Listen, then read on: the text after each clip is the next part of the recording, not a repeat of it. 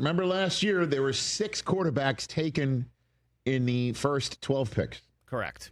This year, there were 6 quarterbacks taken in the first 144 picks. Bigger range. Yep. So last year, in the first 12 picks, we're like, how many are you starting this year? And Caleb Williams is starting. Jaden Daniels is starting. At the time of the draft, everyone's wondering, Drake May's going to have to sit, right? He's going to start at some point, just not right away. We figured that, right? Right. Michael Penix, that was the question, is like, if he starts, what a major problem it would be for Atlanta. Correct. Because the guy that they just signed to a massive contract would either be hurt or ineffective, and it turned out ineffective. Or maybe still hurt. And hurt, yeah. Right? It's kind of both. Yeah. And then J.J. McCarthy. We'll have to see the quarterback competition against Sam Darnold that never materialized because McCarthy got hurt. Yep.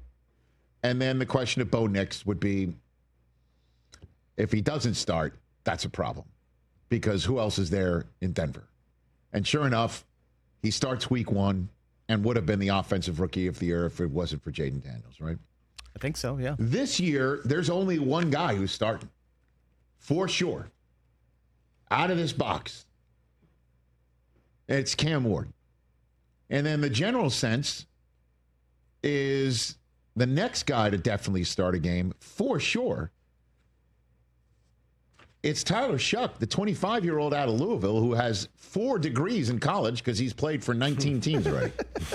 He's 38 years old. By the way, I believe the first number is accurate. The second number is not. The number of degrees that he has, apparently, from all the different schools.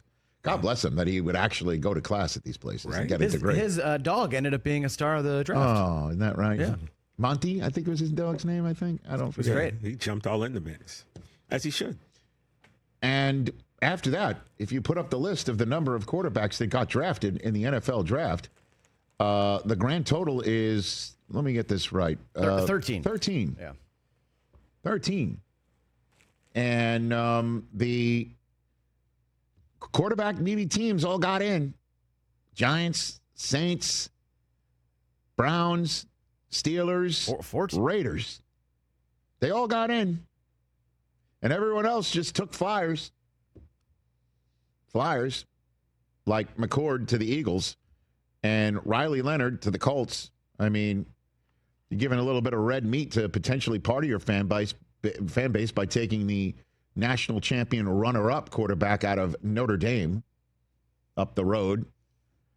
I mean, the Texans took a flyer on Graham Mertz of Florida.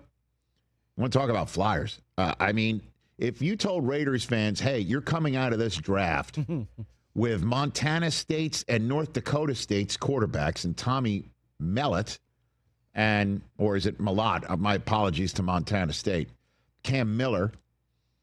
You want to take a flyer, Curtis Rourke of Indiana, and if you don't know his story, just like anyone else from Indiana, just Google him. Put up some numbers this year. Quinn Ewers, unbelievably. You want to talk about quarterback journeys. We're all focused on how long Shedeur Sanders waited. Quinn Ewers, I still don't get this one. Went to 231 overall. I don't get it. And he looked positively miserable when he initially put the Dolphins cap on. And you know what? I don't blame him for thinking that in the moment.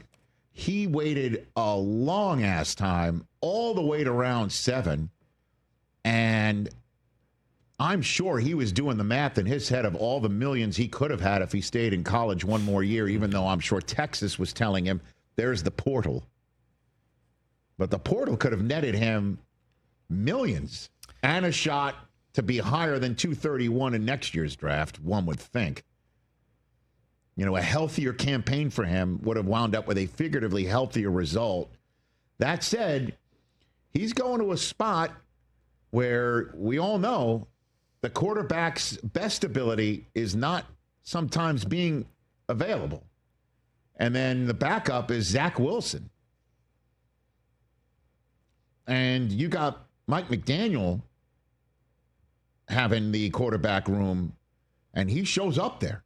Your head coach is showing up there. There are some teams in the NFL, the head coach does not show up in the quarterback room as much as Mike McDaniel does. So I'm sure at the end of the day, Quinn Ewers is going to go to Miami and attack each day, to use the Michigan man phrase. But the question of how many are going to start this year, I need a number from all you. And you, happy to have be you at 844-204-RICH, or you, Chris, and you, TJ, and Mike, I'll even give you a shot. Hey, thank you, Rich. What do you think?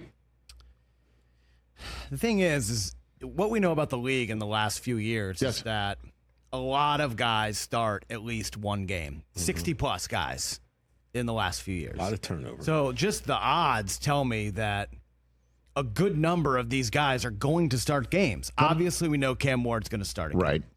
I think we can glean that Tyler Shuck is going to be a week one starter. Week one starter, again, where you're hitting, and if I'll jump in here, that there's different categories of starting quarterback or quarterbacks coming out of a draft. There's week one starters, you know that. Yes. Okay. Then there are starters who are drafted high enough that they're going to get a shot. Right. Yeah. Drake May, perfect example last year. Okay. Absolutely. And then you have guys who are going to be the backups because either they're A, not ready yet, or B, drafted too low to be considered the starting quarterback. Okay.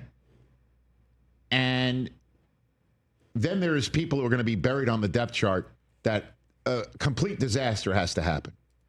Like the Miami Dolphins a couple years ago, the San Francisco 49ers, where they had to turn to Brock Purdy. Right.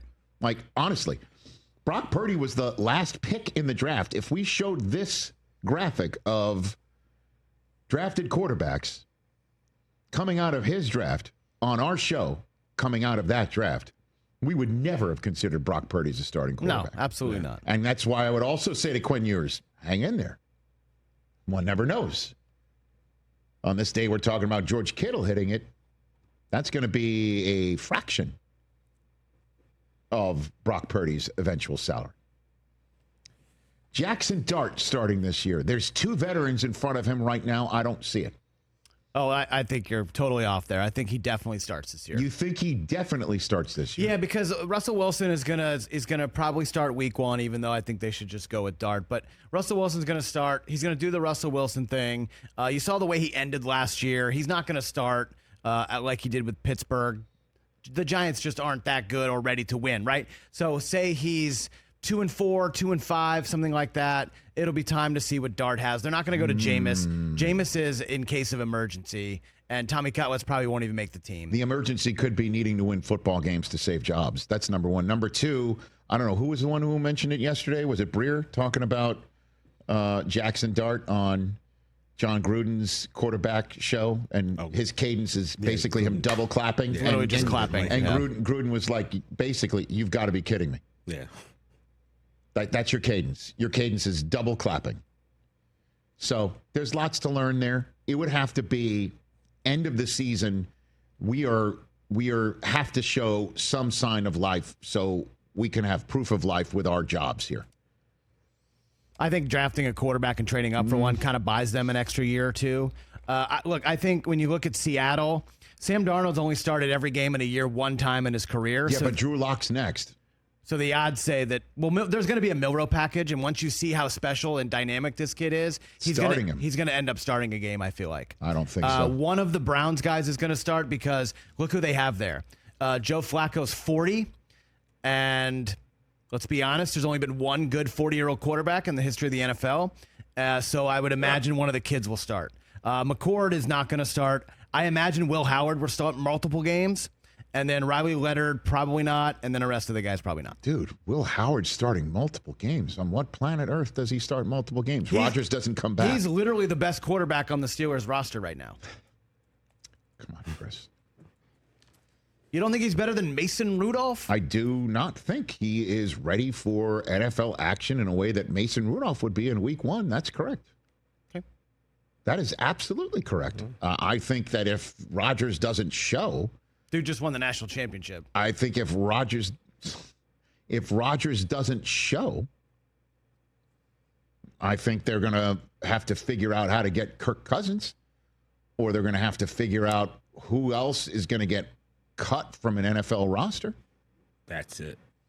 The Unless Steelers are his really name is backed in Kenny a corner Pickett, here, man. that ain't happening. He ain't come back. I got 5 that I think. Give me your 5. Right off the bat, of course, Cam. I do think Kyle McCord will end up starting again. So he unseats Tanner McKee, and Hurts gets hurt.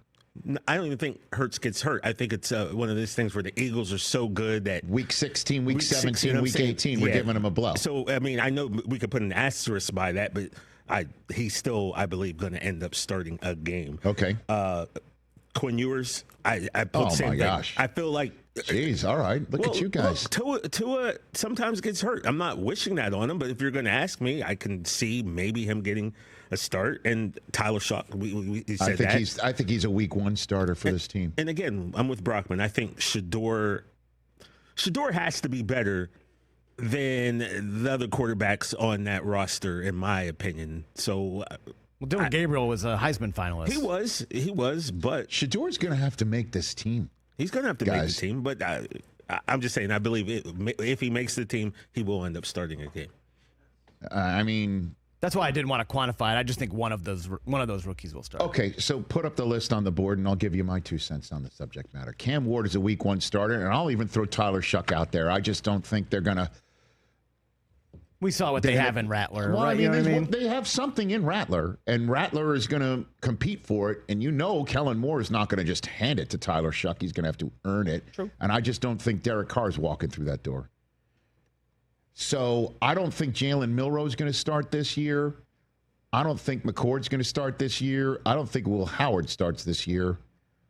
I don't think anybody from McCord on down starts this year, unless, my God, there is something wildly up. Remember, Zach Wilson is also there in Miami. That's why I'm saying I'm not throwing that out there. Yeah. Pop it back up again. So I will go Ward, Shuck. Gosh, man, making a call now. I'll have to say one of the Browns guys does it, and if I have to call it, I'll say Shador. Obviously, I'm going to back my play of the last few days that he's been way overlooked. Dart, I just don't see it. If they have those 2 vets, but I'll still throw it out there that by the end of the year he will. Yeah. So Ward, Dart, Shuck, and one of the Browns 4. Catch the Rich Eisen Show live weekdays from 12 to 3 p.m. Eastern on Roku Sports Channel in the U.S.